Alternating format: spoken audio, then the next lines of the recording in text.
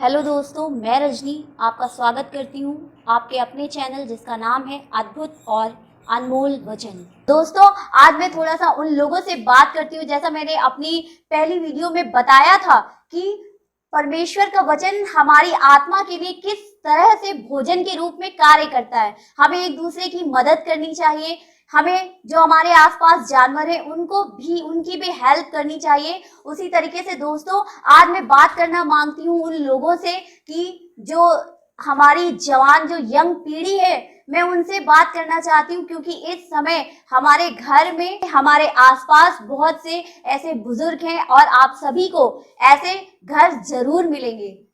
इस बात को आगे बढ़ाने से पहले एक बार फिर से दोस्तों मैं आपसे ये रिक्वेस्ट करती हूँ कि जो हमारे चैनल को देख रहे हैं, प्लीज दोस्तों हमारे चैनल को लाइक करिए, सब्सक्राइब करिए। और अब हम आगे बढ़ते हैं अपनी बातों की ओर, अपने वचन की ओर। जैसा कि मैं बता रही थी कि आज मैं उन जवान पीढ़ियों से बात करना मांगती हूँ जिनके घर में बुजुर्ग हैं। इस समय हमारी सरकार भी ये बार बार कह रही है कि बुजुर्गों का खास तौर पर ध्यान रखें, लेकिन दोस्तों मुझे ये देखकर और ये सुनकर, ये पढ़कर बहुत ही ज्यादा अफसोस होता है कि जब मैं अखबारों में ये हेडलाइंस देखती हूँ कि किसी बुजुर्ग के साथ कहीं पर रोटी को लेकर झगड़ा होता है, तो कहीं किसी बुजुर्ग के साथ टीवी के रिमोट जैसी छोटी सी बात को लेकर के झगड़ा होता है और उनके बच्चे उन्हें लेकर के कोर्ट में खड़ा कर देते हैं। उनके बच्चे ले जाकर उन्हें वृद्धा आश्रम में छोड़ देते हैं, अनाथ आश्रम में छोड़ देते हैं।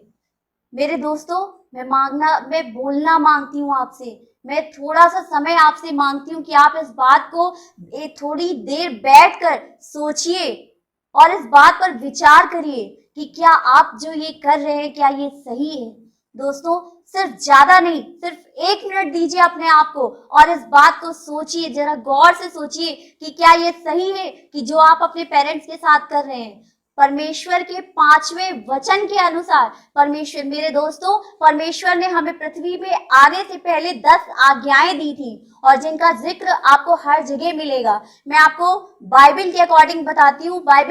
बाइबल में लिखा हुआ है कि परमेश्वर की 5वीं आज्ञा है, अपने माता पिता का आदर करो। मेरे दोस्तों, मैं एक बार फिर से आपको इस बात को रिपीट करके बताती हूँ कि अगर आप इस बात को ढूंढना मांगते हैं, सर्च करना मांगते हैं, तो आप सर्च कर सकते हैं कि परमेश्वर की 5वीं आज्ञा के अनुसार अपने माता पिता का सम्मान करो, अपने माता पिता का आदर करो। दोस्तों, मैं आपको बता रही थी कि किस तरीके से हमें अपने माता पिता का सम्मान करना चाहिए।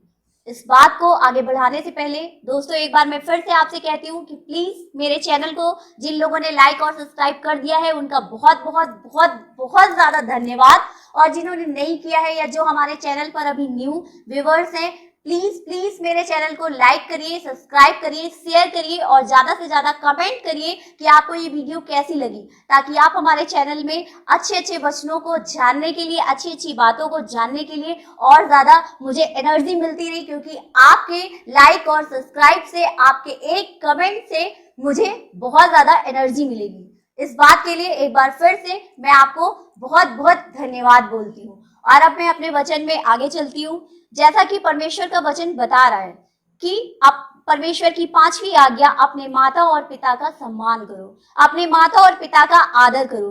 दोस्तों, मैं मांगती हूँ कि उन न्यू यंग पीढ़ी से जो अभी अपने माता पिता के साथ रहते हैं, ज्वाइंट फैमिली में रहते हैं, उनसे मैं मांगना चाहती हूँ कि वो थोड़ा सा समय निकाल कर इस बात को शुरू से लेकर के अंत तक देखें कि जब वो छोटे थे, जब वो किसी चीज की जिद करते थे। दोस्तों, जब आप छोटे थे, अपने माँ बाप से जिद करते थे, एक ही बात का मतलब 10 बार पूछते थे और माँ बाप बताते थे। और आज जब माँ बाप की ये स्टेज है, उन्हें इस बात की जरूरत है कि वो हमसे एक बार भी पूछते हैं कि बेटा ये क्या है, तो हमें बताने के लिए समय नहीं मिलता है, हमें उनकी बातों को सुनने के लिए समय नहीं है हमारे पास। दोस्तों, जब ये लॉकडाउन का समय मिला है, हम अक्सर सोचते रहते हैं कि मेरे पास समय होगा तो मैं ये कर दूंगा, मेरे पास समय होगा तो मैं अपने माँ बाप के लिए वो कर दूंगा। तो दोस्तों, आज ये समय आपको मिला है, इसको यूं ही व्यर्थ ना गवाइए मेरे दोस्तों। इस समय का ज्यादा से ज्यादा उपयोग करिए, इस्तेमाल करिए और अपने माँ बाप के साथ समय बिताइए, ताकि उन्होंने जो पल गंवाए हैं उन पलों को, जो अच्छे पल उन्होंने अपनी सारी जवानी बिता दी, अपनी सारी जिंदगी बिता दी। उन्होंने किस परिस्थिति में आपका पालन किया, पोषण किया है, किस तरीके से उन्होंने आपको पाल पोस के बड़ा किया है। दोस्तों, मैं यहाँ पर एक बात बताना मांगती हूँ कि अगर मैं बात करूँ तो ये बात यूं ही नहीं, जिनको यीशु मसीह कहा जाता है, जिनको कहा जाता है कि वो परिपूर्ण थे, मतलब पूरी तरह से पूर्ण थे, वो स्वयं ईश्वर के दूत थे, ईश्वर के बेटे कहे जाते हैं, लेकिन फिर भी जब वो क्रूसीफाइड हो रहे थे तो उनके माता पिता वो अपने भक्त को, अपने एक दास को कह करके गए कि मैं अपने माँ बाप को तेरे हवाले छोड़कर जा रहा हूँ। इनका आदर और सम्मान करना, इन्हें किसी वस्तु की कमी ना होने देना। तो मेरे दोस्तों, हम और आप तो इंसान हैं। इसी बात को लेकर मैं आपको एक बार फिर से बहुत बहुत धन्यवाद करती हूँ अपने चैनल को देखने के लिए, आपके इस कीमती समय के लिए जो आपने मेरे इस चैनल के लिए दिया। और मैं परमेश्वर का एक बार फिर से अनुग्रह आप सब लोगों के लिए मांगती हूँ और आपका बहुत बहुत धन्यवाद करती हूँ अपने चैनल को देखने के लिए।